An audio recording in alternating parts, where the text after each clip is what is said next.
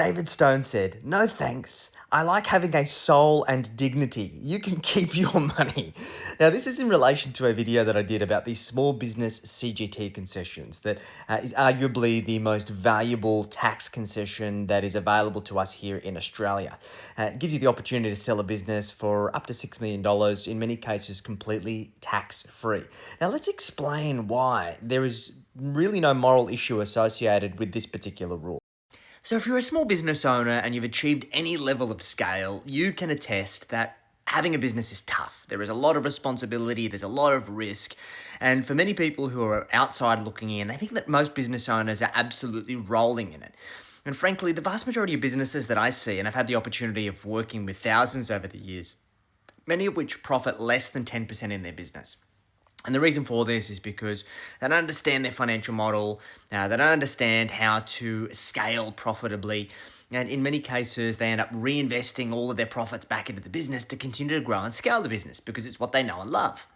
Now, the challenge of that is that obviously with 10% profit margins, it essentially means that it's going to take you 10 months in order to accumulate 1 month of cash to expenses.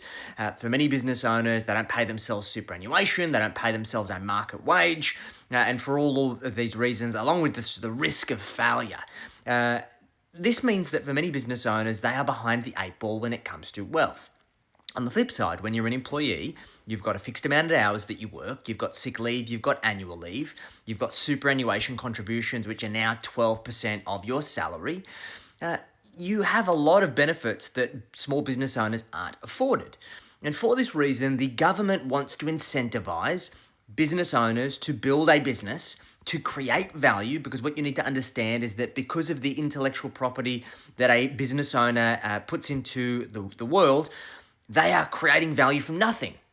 They are creating employment opportunities. And if they build a business and they sell that business, that they are stimulating the economy because they're taking this intangible asset that in many cases was created from nothing and then creating a transaction which essentially allows for the economy to continue to have stimulus. So it's in the government's best interest to incentivize small business owners to pursue that kind of activity, to take on that level of risk. And that is the reason why the small business CGT concessions exist. So to recap, the small business CGT concessions revolve around two primary rules.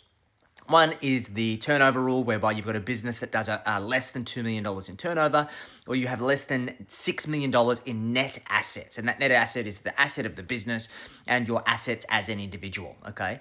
And if you pass either of those tests, then you have the ability to sell your business and access the concession. So the first concession is what is called the active asset concession, which gives you the opportunity to have a 50% discount on the gain. That's in addition to the CGT discount. So if you have the active asset discount of 50%, and then you get the CGT discount in addition to that, that means there's a 75% reduction in the capital gains tax.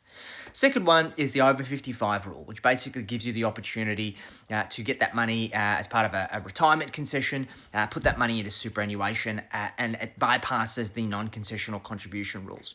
And then you've also got the rollover rule. So essentially, the rollover rule allows you to, if you sell that business and you roll it over into a new business within 2 years, then you can defer the capital gains tax indefinitely. And then the last rule is the 15-year rule. So if you've held the business for more than 15 years and you sell it, then you get access to the CGT concessions as well. So in many cases, worst case, you're going to get about a 75% reduction in the tax. In many cases, you get completely capital gains tax free. And in the best case scenario, you get all of that money into superannuation, and then you move that into a pension phase when you're over 60, and you don't pay any tax on any of the income that portfolio produces or any of the drawings that you take out of that portfolio. Phenomenally lucrative strategy. So if you're a business owner and you believe that is ethically and morally wrong, to be compensated for the risk that you take, to be compensated for the deference of your wealth building activity while you're building that business, for you looking to go out and create value in society, to employ people, to create opportunities, to stimulate the economy, then you probably need to recalibrate your moral compass. Because from my perspective, that if the government has implemented these rules, and the government typically doesn't like to play to lose, they are doing it for a particular reason, and it's not like we are taking advantage of loopholes.